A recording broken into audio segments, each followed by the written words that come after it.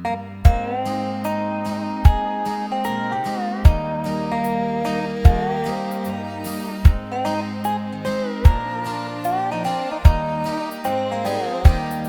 sung ngom sắc na song nga ni tin hun mangin lalpan min shuai min mureng ti shelo vin ka hun lu le du om ka mang ra chi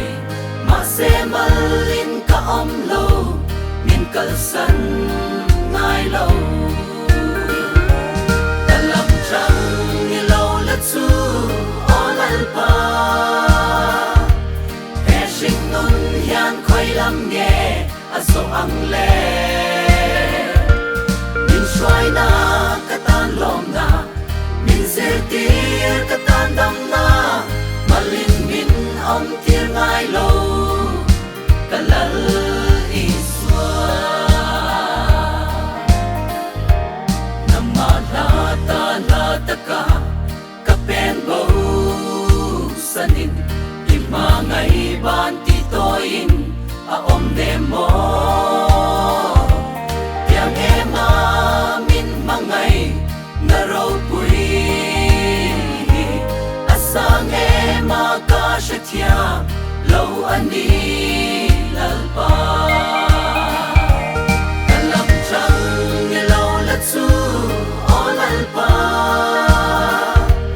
he sing nun hian khoi lam nge a so ang le min shwai na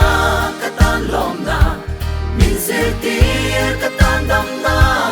malin min om tir ngai lo ka lal i swa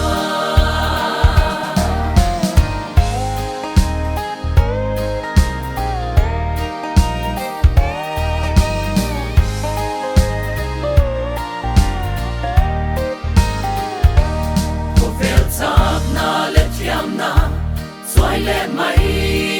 chin ya nun di boin tharau mi tuam chin ma se min veng reng